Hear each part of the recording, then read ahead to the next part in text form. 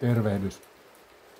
Täällä ollaan ampumaradalla ja sateinen päivä, mutta saapahan kerrankin olla ihan rauhassa ja vähän omaa aikaa.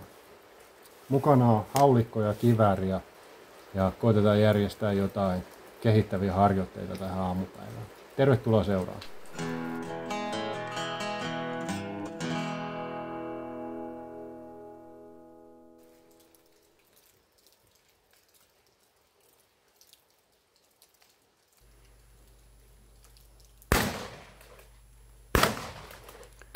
Kun radalla ei muita ole, niin on mukava aina välillä harjoitella vähän toiminnallisempaakin ammuntaa.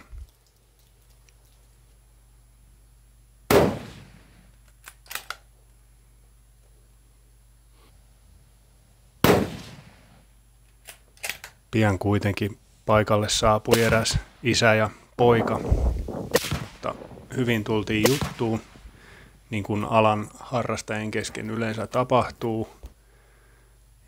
Ja meikäläinenkin pääsi mukaan testailemaan pistooleita ja revolvereita.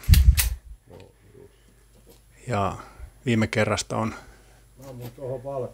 pitkälti yli 25 vuotta aikaa, kun armeijassa on päässyt 9 millistä käyttämään.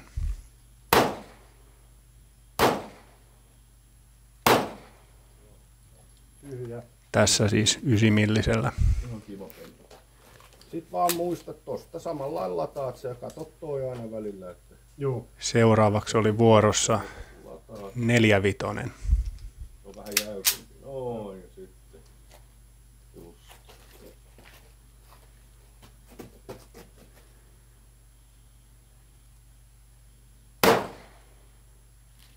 Ja niin kuin kaikessa ammunnassa, niin tässäkin aika nopeasti valkeni, että se puristava laukaus on edellytys osumalle. Nyt tuli osumakin.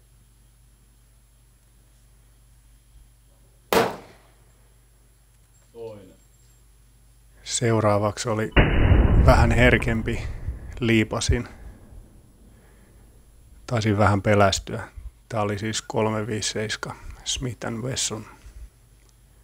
Sitten vähän kookkaampaa pyssyä. Tämä oli Dan Wesson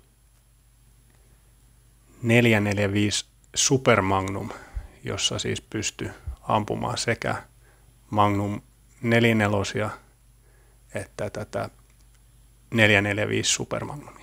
Ensin aloitetaan Magnum 44.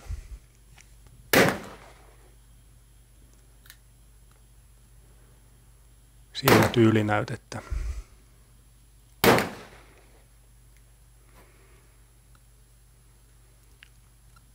Tämä oli yllättävän mukava hurjasta maineestaan huolimatta.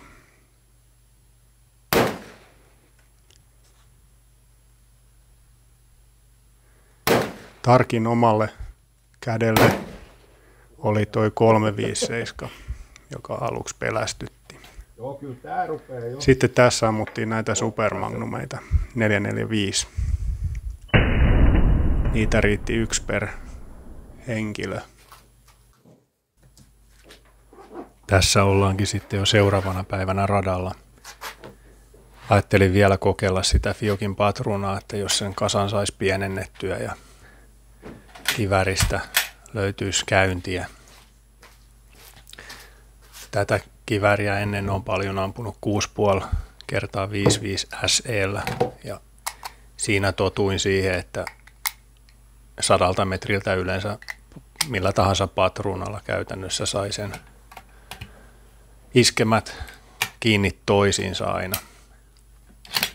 Tämä 3006 tuli valittua oikeastaan, että se on pätevämpi yleiskivääri. Riittää vähän enemmän tehoja sitten isommalle riistalle. Ja tässä nähdään, että oikeastaan tämän parempaa kasaa tuolla Fiokin patruunalla ei kertaakaan tullut ammuttua. Ja sitten vielä vähän tämmöistä räiskimistä tähän.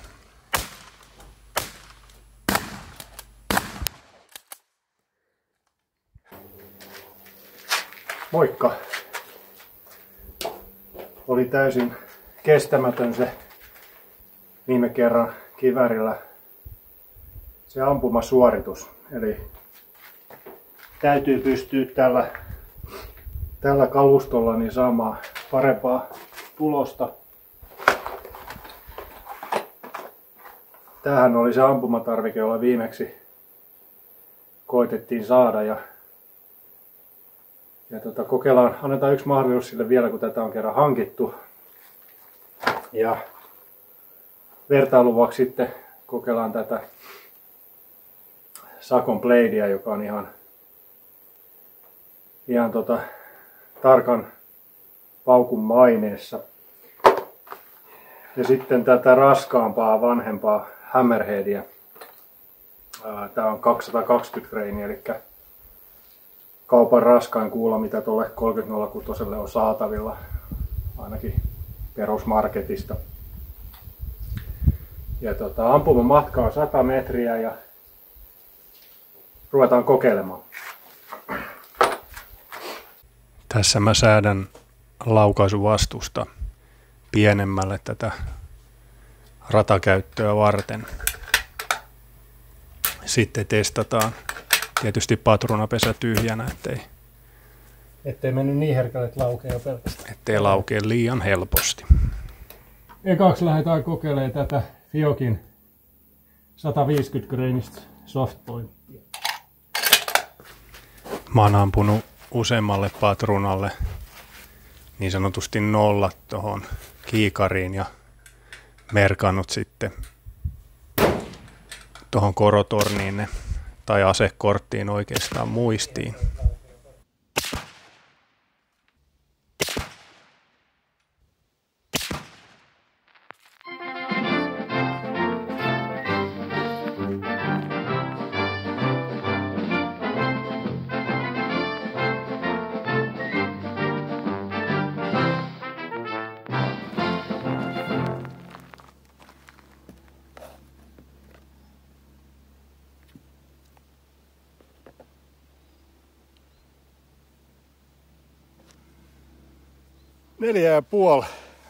Neljä ja puoli senttimetriä, aika sietämätöntä.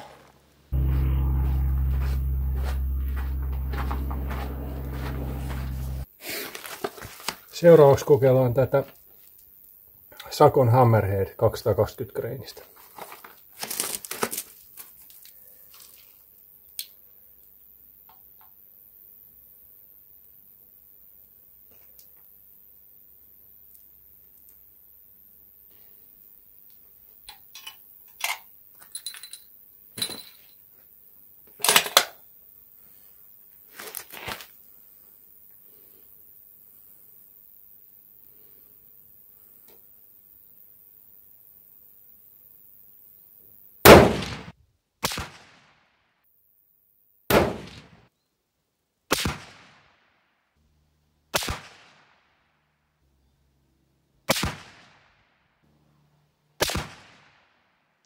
Nyt saatiin sillä Sakon Hammerheadilla ammuttua 2 sarjaa, joista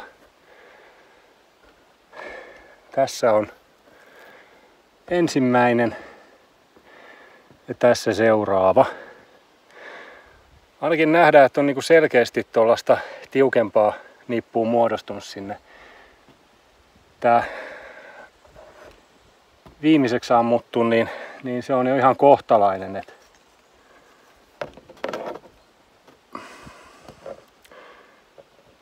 Iskemän keskikohdasta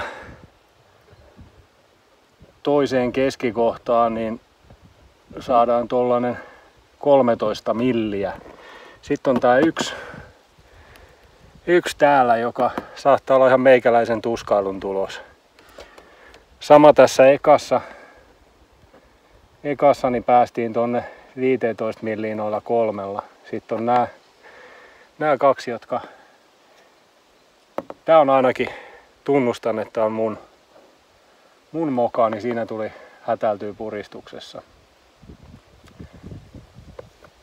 Mutta niin, jos vertaa tähän Fiokkiin, jossa ei saatu niinku ollenkaan tollasta viereen iskemään, niin ero on hyvinkin selkeä. Eli voidaan sanoa, että on niinku ampumatarvikkeessa isokin ero. Mutta jatketaan siihen bladeen ja ihmetellään sitten lisää. Seuraavaksi kokeillaan sitten tätä Powerhead bladea. Ja tämähän on perkeleen kallis kokeilla, mutta täytyy nyt saada selville, että miten tämä toimii.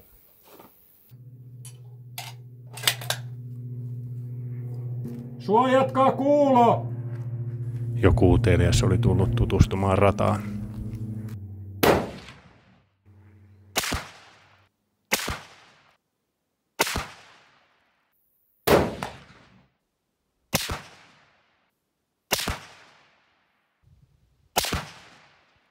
Nyt on sen näköinen tulos, että kehtaa esitelläkin jo. Eli tossa